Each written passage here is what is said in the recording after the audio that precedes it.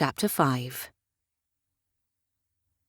As Charlotte stepped out of her rented guest chamber and into the corridor, the posting house no longer resembled the sanctuary she'd believed it to be the day before, when she'd thought herself on the cusp of a wonderful new life. Her world was now perfectly upended. The dreams she'd held onto for so long, the plans she'd painstakingly made for her future. Her temples throbbed. She couldn't think about her future until she had determined what she was going to do now. Finding a northbound coach was no longer urgent, since this was clearly not a moment in which she could make a good impression on her father. Hiring a maid or a hall boy to mind the door as she slept also no longer made sense. For one, it sounded as though she was going to need every penny in her purse. For two, now she had Mr. Fairfax. She cast a sidelong gaze at him as they descended to the ground floor of the inn. A penniless, prison-bound husband. How had her life come to this? Her stomach was in no mood for oily kippers, but a bit of cheese and a piece of fruit would not be a bad idea. In the worst of cases, she could save them for later. When she and Mr. Fairfax entered the dining area, Mr. Garman, the innkeeper, was behind the bar, folding napkins. He beamed warmly at Charlotte as they approached. "How did you sleep, Mum?" "Better than I will tonight," she said with a pained smile. She might never sleep again. "Oh?" Mr. Garman's eyebrows lifted. "Are you off so soon, then? I can summon you a hack, if the lady requires." Charlotte glanced at Mr. Fairfax. What were their plans for the night? She couldn't bring a husband who was on the run from creditors to meet her father. Nor would she be returning to England, not when she was this close to a better life. The previous week had been magical in its utter mundaneness. She had blended in. Now that she'd seen what life could be like, she couldn't bear to leave Scotland, where the tentacles of her London reputation could barely reach. "We'll stay another night." She touched the lumpy jewellery pouches tucked against her ribs. They were the key to finding her father, which she intended to do at the right moment. Once she knew what to do about Mr. Fairfax. She smiled at the innkeeper. "May I bring the money to you in a little while?" "Oh, yes, ma'am. No problem at all.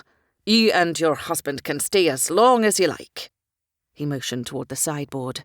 "Do you fancy some eggs? They're warm from the kitchen." She shook her head. "I think I need some fresh air to clear my head. If you have an apple or a bit of cheese." "Absolutely. I'll have Mrs. Garman prepare that for you. Just one moment." He disappeared into the kitchen. As Charlotte stood next to Mr. Fairfax while they waited for the innkeeper's return, she was suddenly uncomfortably aware of her new husband's presence. By looking at him, one would never guess he was anything but a carefree society gentleman, and likely an accomplished rake. He was so attractive, so self-assured. A man like that wouldn't have to look far to find his next mistress. Thick chestnut hair tumbling above piercing green eyes. His lithe body was trim, his muscles well-defined. Everything about him, from his perfectly tailored waistcoat to his confident swagger, was eye-catching and seductive. And now he was married to her. She shivered. What if they could make it work? If they somehow extricated him from his gambling debts, marriage to a gentleman like Mr. Fairfax would be a leap so far up from her previous station that the mere idea would have seemed laughable just days before. Now it was all too serious. Although they hadn't known it at the time, the previous evening had been their wedding night. What if it had been real? Charlotte licked her lips. She had no doubt that exercising her marital duty with this man would be nothing less than phenomenal. She shoved the tempting thought away. Lust belonged to her base nature, not to her brain. She was better than that.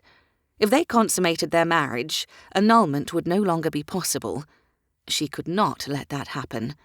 Neither of them was in a position where removing options was a wise choice, no matter how hard he was to resist.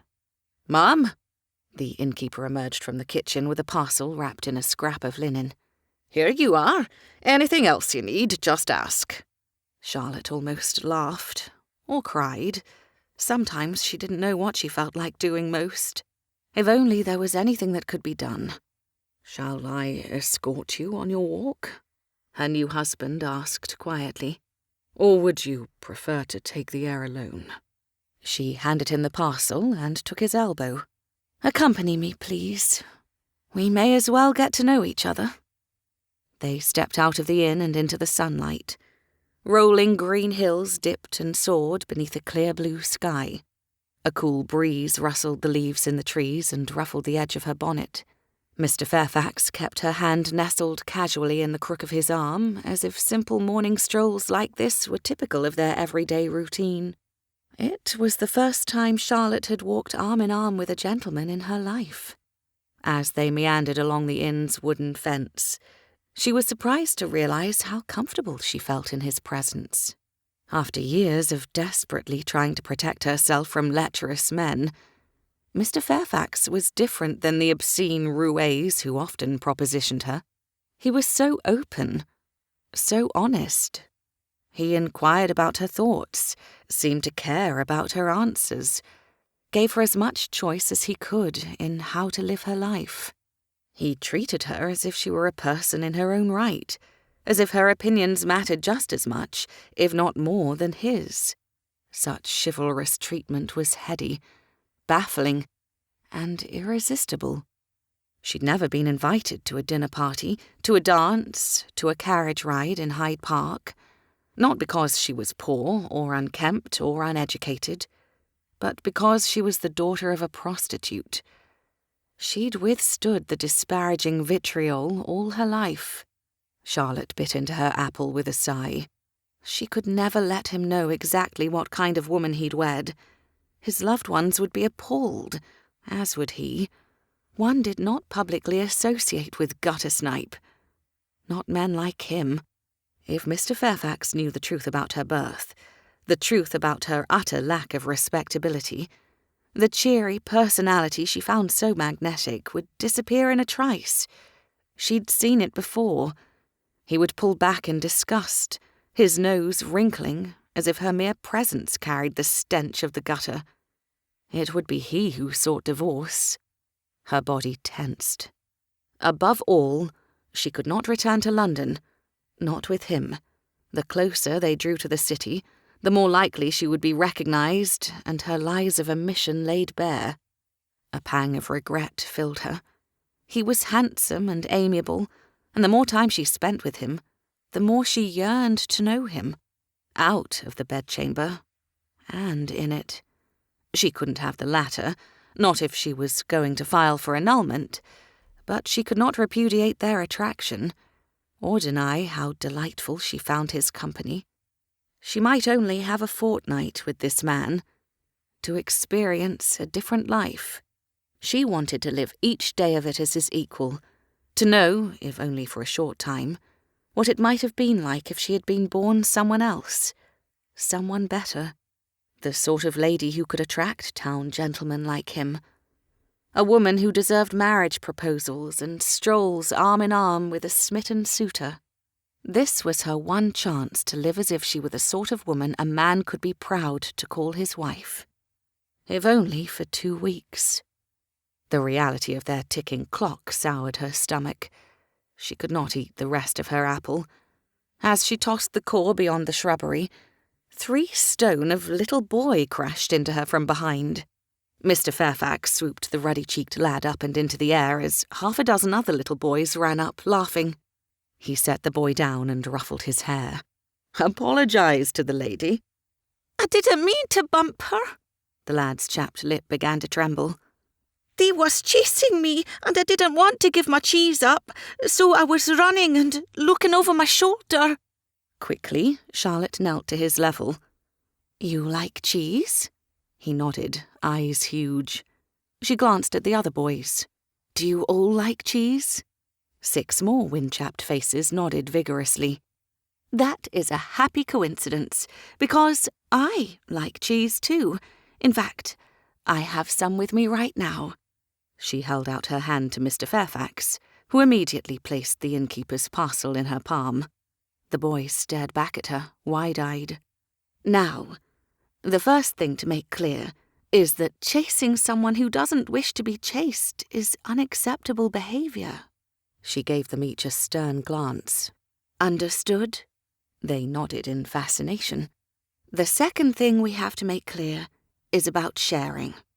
She lifted the parcel to her nose and pantomimed inhaling a wondrous aroma. "Sharing is wonderful. You should do so as often as possible. Sharing is also optional. This means that you cannot force anyone else to share. Is that clear?" More nods and several longing glances at her parcel. "Very well, then." She unwrapped the cloth. A generous chunk of cheese rested inside. The boys gasped and fell to their knees in a half-circle about her. The smallest one reached forward, but the one who had been chased knocked the lad's hand aside. "No," he scolded. "you cannot force a lady to share, remember?" The younger boy's eyes filled with tears, but he nodded. "Very good," Charlotte agreed. "As it happens, I am indeed in the mood to share. Mr. Fairfax, would you help me divide this cheese into 9 pieces?" Her husband dropped down onto the lawn without the slightest hesitation, as if fashionable gentlemen in cream-coloured breeches spent every morning frolicking in dewy grass. He shook out the scrap of linen as if it were a picnic blanket and divided the hunk of cheese into even sections. Charlotte lifted her palms. "I wish we had more cheese to share, but this is all we brought. I dare say we have enough for everyone to have a taste." The boy who had been chased hesitated, then pushed a tiny chunk of cheese, no bigger than one of the 9 portions, toward Charlotte. "I want to share mine too, but just with you." "I accept your kind gift," she said solemnly. "Thank you. And the rest of you? Do you accept my gift?" 7 grubby hands shot forward to snatch their bit of cheese from the cloth.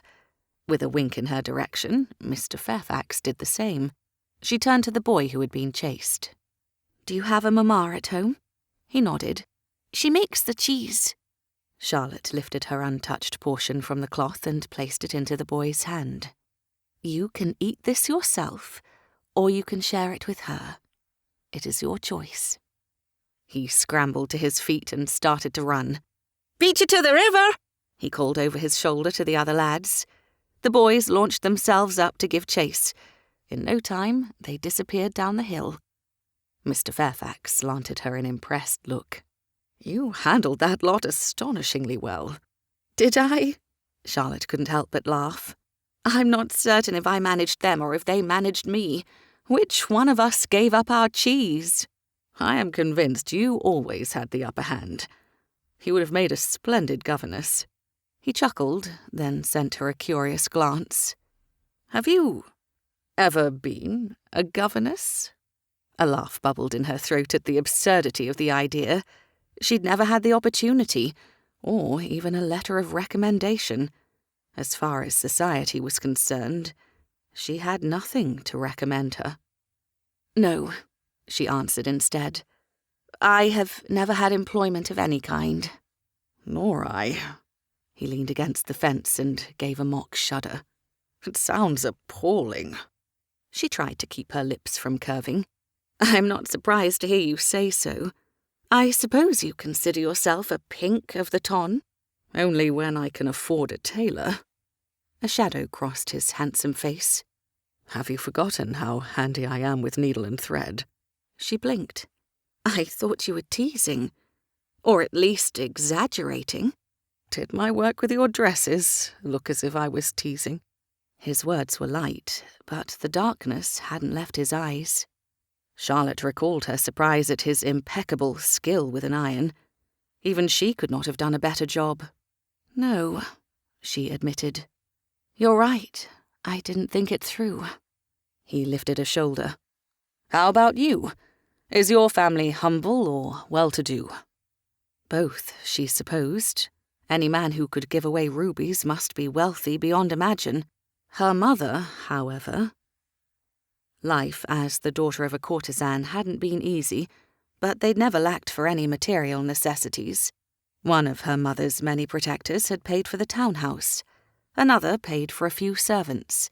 Yet another gave them a small line of credit at a modiste who was willing to sew even for a light skirt of dwindling popularity. Charlotte had tried not to feel reduced by the judgment of others, but everything from their bonnets to their daily bread had always depended on her mother entertaining another client.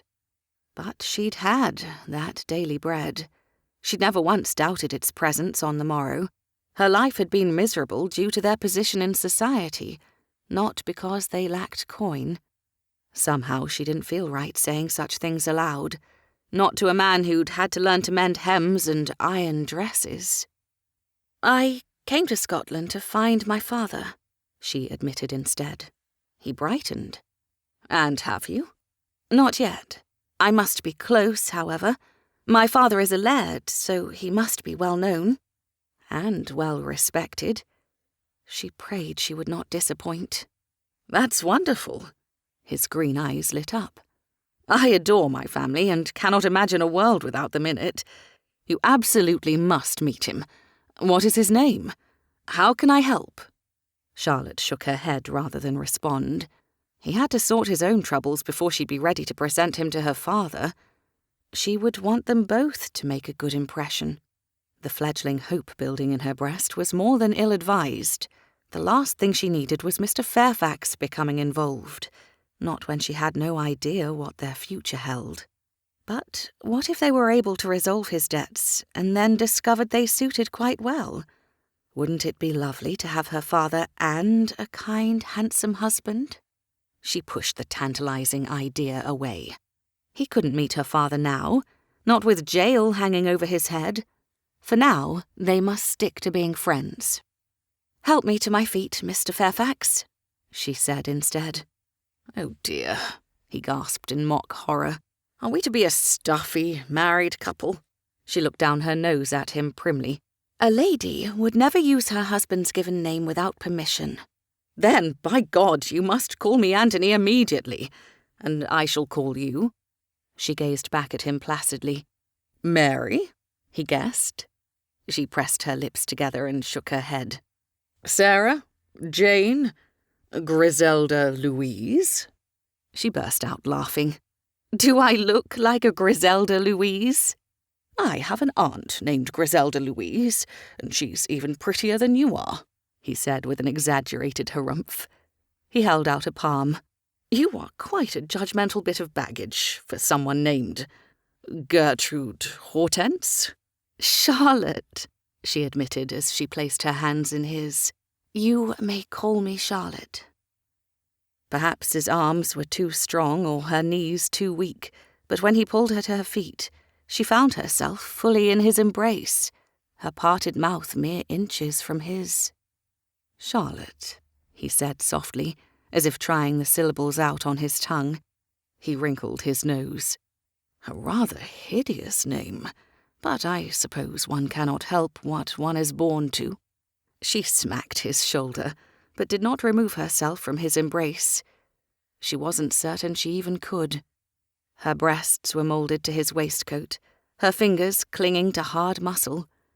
If she lifted her chin any higher, her lips would brush against his. Desire surged within her. The more she tried to deny it, the stronger it became. He was so close. She didn't want him to kiss her because she knew she'd like it. Likely press against him and beg for more, with every beat of her low-born heart. Lust was in her blood, even though he was within her reach. She knew she should not give in to those desires. Yet she couldn't make herself pull away. "We should go back inside," she whispered. "It's dangerous out here." "Very." He cupped a hand behind her head and crushed his mouth to hers. Sensation flooded her. His lips were soft, warm, firm. With his mouth on hers, he seemed bigger than before. Less safe, more tempting. His body was tight with coiled strength, as if he were holding himself back, preventing his carnal side from pouncing. Her blood pulsed with excitement. What must it be like to be on the receiving end of his unchecked passion? She was breathless in his arms. His kiss was sweetness and power. He well knew he could claim her. He was choosing to woo her. Shame shimmered beneath her desire. The fact that he could claim her if he wished to was due to the carnal nature she'd spent her life trying to deny. She did not want him to suspect how much he tempted her, and yet she could think of nothing more than losing herself in his kiss. If the Scottish wind was cool, she couldn't feel it.